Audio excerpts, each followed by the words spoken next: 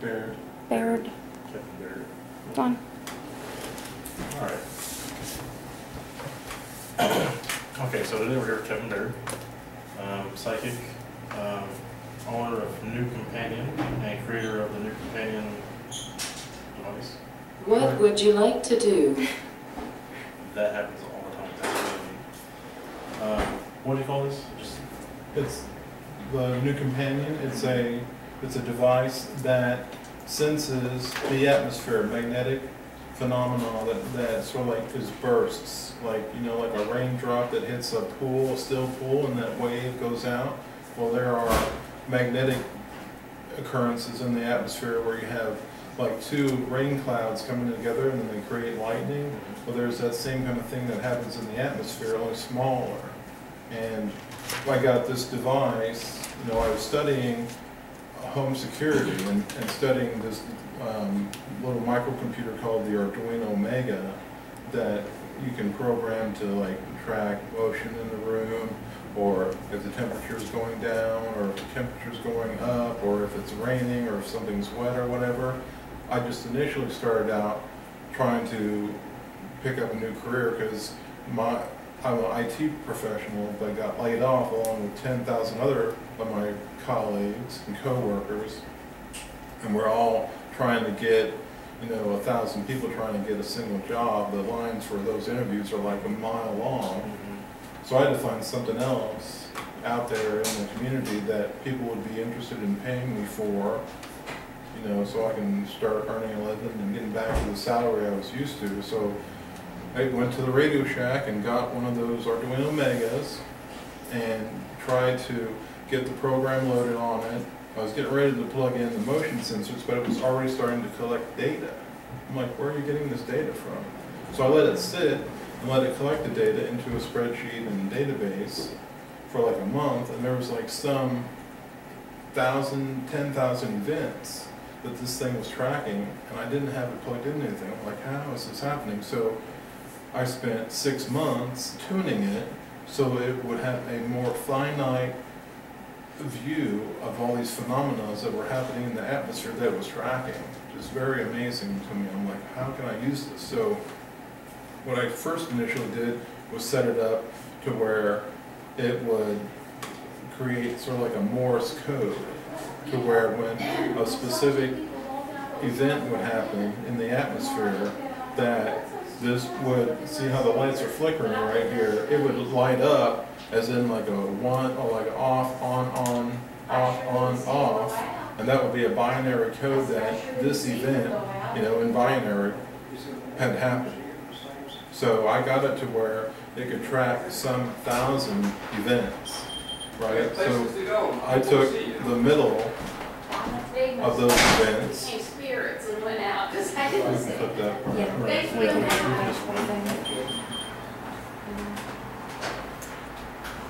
Downside of a cup of place. Yeah. So, as I was saying, I got to track some 1,000 of those events happening.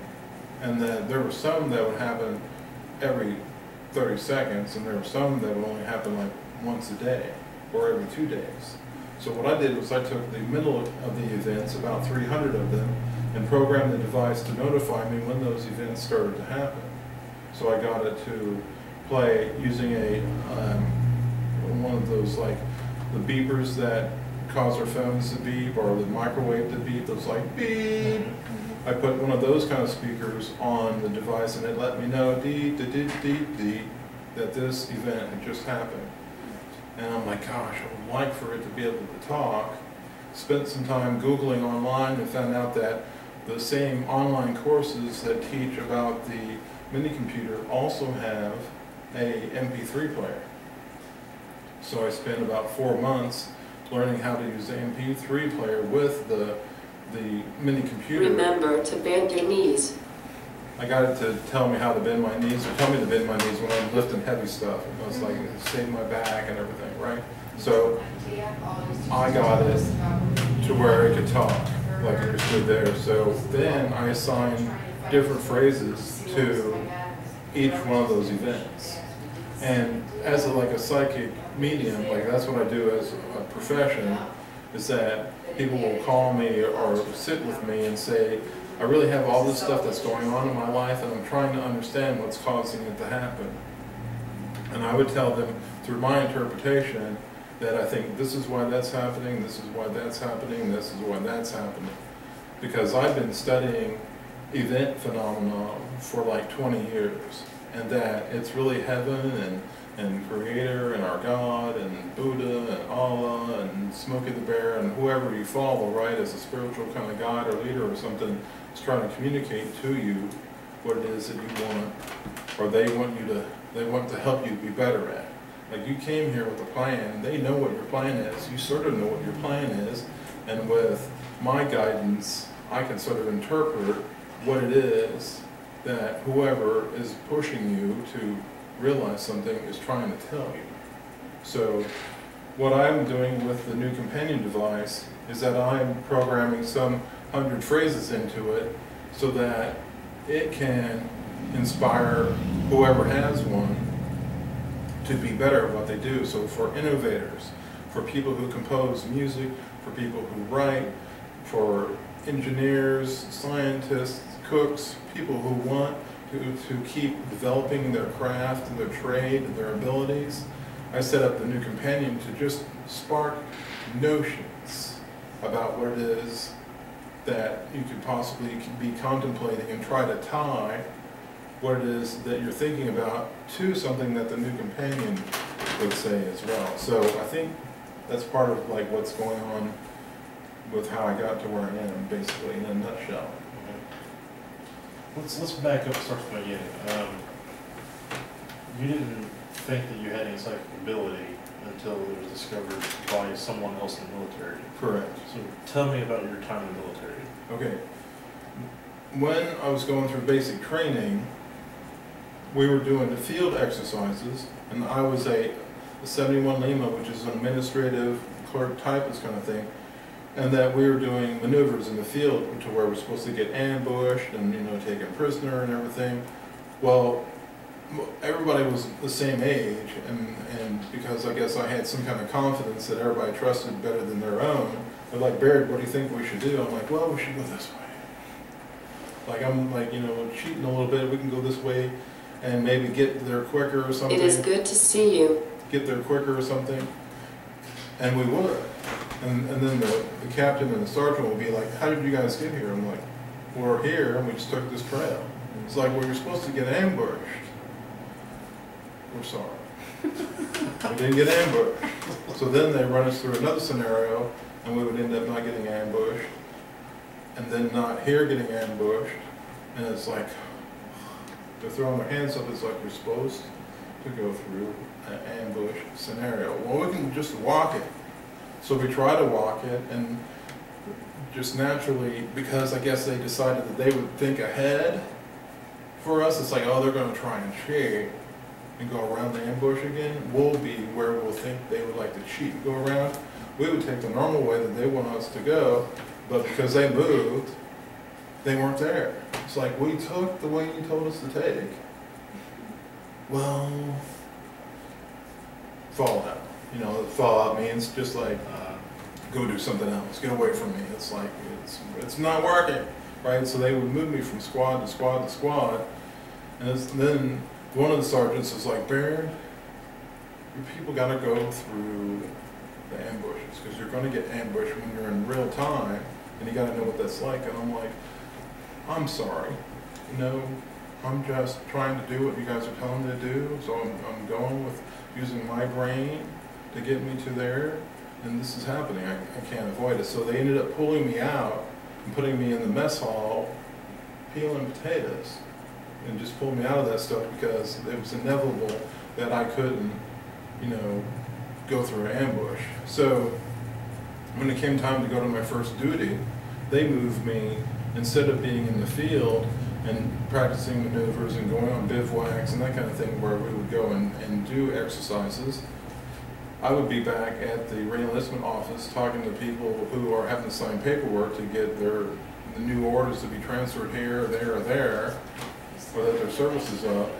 and not. But little did I know that I think that they were just observing me, because come about 3 years later, they ended up transferring me up to Arlington, Virginia, where the Intelligence and Security Command was INSCOM, INSCOM, under the command of Albert Stubblebine, and that he was heading Psychic Soldiers Program.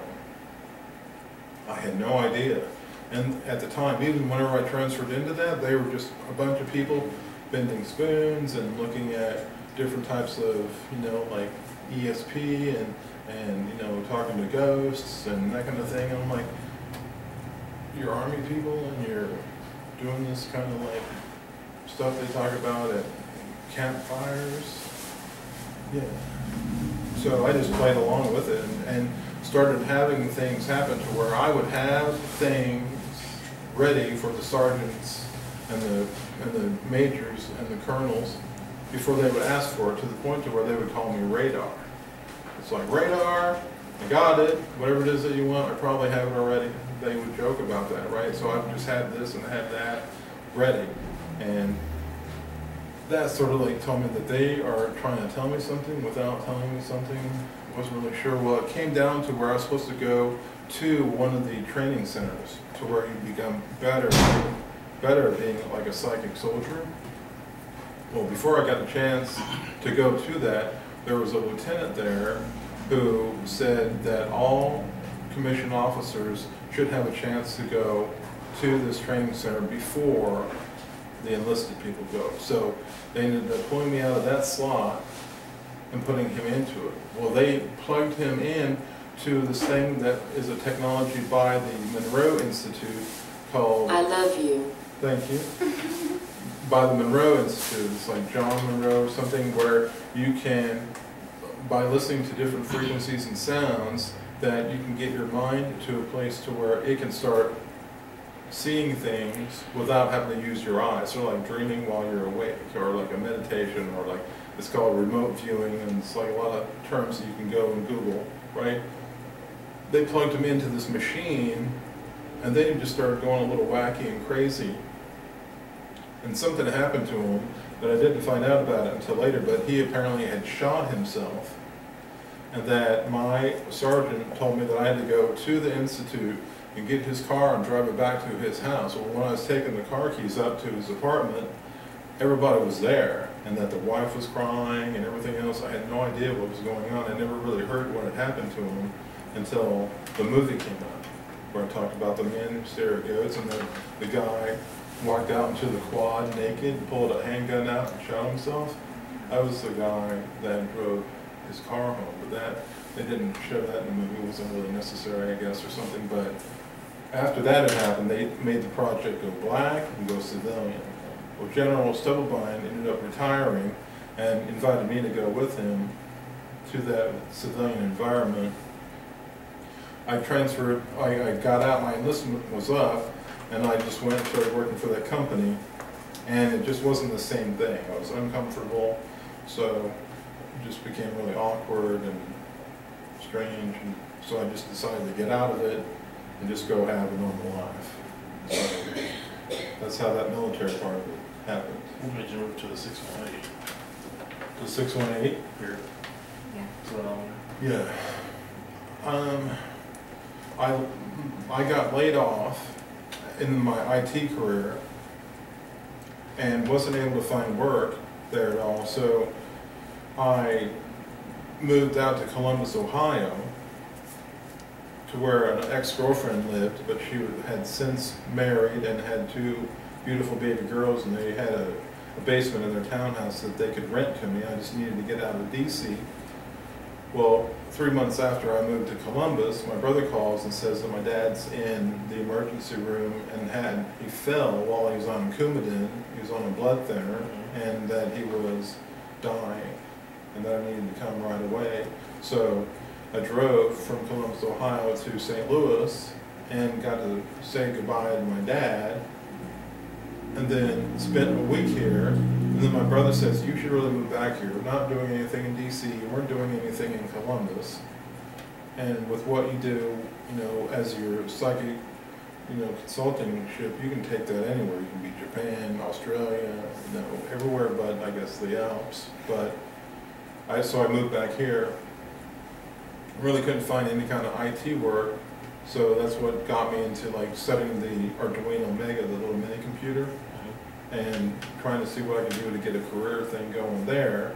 But instead, it pulls me full circle and bringing me back into like the spiritual realm, to where I developed the NuCompanion based on collecting all the data that I did to help spirits and people who might be in comas or something, who are having out-of-body experiences, be able to use this device to communicate to the people who have ears on, right, to where they're listening and that they can be aware of what's going on in the environment, whether you're dead or you're in a coma.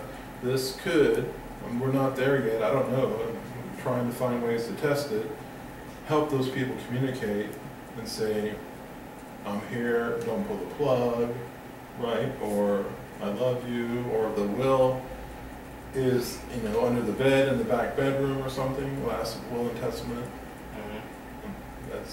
So I made this device, and I didn't know what to do with it, so I had a buddy who lives in Tennessee, and he's like, you should put it in a museum or something. So that's how we found it here, which is the Benton Jail, right, in Benton, Illinois, and it's famous by Charlie Berger. Charlie Berger was a gangster back in the 1920s, and he was the last gangster to be hung, right? They just had an anniversary for that. And I told Mr. Ray, who's the head museum person here, I said, I can help you reanimate Charlie Berger by putting this device that will say things that might have been said back in the 1920s, and it will say it randomly. And that's how I had to explain it to him. It's like, based on atmospheric conditions in a specific sequence, will cause different phrases to play. It's not random, it's not repeated, it's not part of a cycle or anything. It can be, it's environmental. It depends on the temperature, depends on, how much static's in the atmosphere. Are we getting hit by solar flares? The aurora borealis, northern lights, that kind of thing. It all influences, even like lights overhead, power wires in the ceiling, walls, floors, rubbing your feet across the static on the carpet can influence it. But the thing is that how the green lights flicker is they are in a specific sequence, almost like a cipher, like a keypad to get into a, past a security, alarm or something. That's the same. I don't like that. Okay, I was typing it. Right. So I set this thing up so that like LED 1 and LED 10 and LED 16 multiple times in a group would be a sequence like a password that would be keyed in by the atmospheric conditions that would cause a phrase to play. It's not like where, voltage 1 and voltage 2 and voltage 3 each individually have their own phrase. It's like, no, you have to have a pulse of voltage 1 and a pulse of voltage like 15, and then of 10, and then of 11, and then of 19, and then 2, before I don't like that, or take out the trash, or pick up your socks, or I try to think of all the kinds of phrases that my girlfriend would say to me, or my mom would say to me, ex-wife, right, neighbors, if I didn't take the trash out or something, right, all those things, just trying to come up with 100 phrases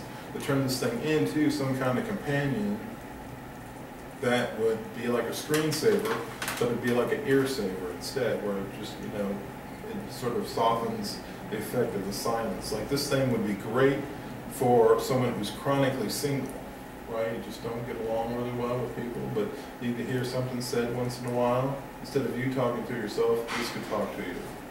Right? So that's how I got to where I am. And by having the complex patterns, that eliminates chance. Correct. And from what I've noticed, this one here is a lot less active than the one that's upstairs in the jail cell. Yes. We'll go up there in a little bit. I've also noticed that up there, that one says, get out of here, stay, what are you, yellow. This one's like, I love you, I like that. Yeah. Have you noticed that? Mm-hmm. Well, yeah, he said you can put whatever phrase he wants, right? Yeah, this one is the personality. I have many different personalities. I have Electra, I have Vivian, I have some other kind of personalities, like the Vivian would be a personality in a new companion that would console someone who's living in hospice, Okay. who's in their last dying days. Mhm. And this thing would say, like, it's not an end, it's a beginning. Like, what would hospice caretaker people say to someone who's in their last days? I would program this thing to say that for them, right? So they can have it in their house or in their room, depending on where they are. Then I have one that would be, like, we just had some ectoplasm fly by. Just now? Yeah, might be able to get it on camera later. Maybe. Just saw it fly up this way. So, because we're talking about that, so we're just talking about someone who was dying, right? So we could end up having some kind of spirit phenomenon happening right while we're talking as well. We'll see, right? We'll have to play it back on the camera when you guys go and edit, but it was about hospice. So there's one for like roguish. It was like, if it were in like a Harley biker bar, what kind of companion could it be saying, right? Or if it's a spiritual one, like someone who's very close to God and wants to know that God is with them, it's like, I'm with you always, forever and ever, amen. And it's like, you are your brother's keeper. I have one that's called like the Bible companion, right? So this one is persona, basically, is where it is a sort of like a roguish kind of girlfriend where it would just, bust your butt for like not picking your socks up or doing the dishes, or it's like throw the pizza box out, right? It's that kind of stuff. It's helping the people who are chronically single be comfortable in singledom, I guess, if that's a term or something. It's literally a companion. Yeah. And this is like the next generation, right? Is this the one Correct. you're working on trying to, Yes. what's the term before? Evolve, I guess? Yeah, the better CPU. and all Keep that. with doing that. Yeah. You were tickling it. Yeah, I like that. Besides like a technological standpoint, what other psychic abilities have you worked on or come to grasp with in your life? When, like, my first experience as doing like a spirit channeler, right? Like, I was raised in a Pentecostal church where we speak in tongues like every service. But that was where we would have one of us speak in tongues and another one of us would translate it into English. Where when I was working as a psychic professional, what's really crazy is a story where one of my teachers, who was really good at past life regression, had me do a past life regression. He put me into like some kind of trance or hypnotic state or something. And he's like, all right, you're up in the air, you're floating down, you're looking at your feet. What do you see? And I said, I'm looking at moccasins. And he's like, all right, now look up and look around and what do you see? And I was explaining it and he's like, no, tell me it in English. And I said, I was telling you it in English.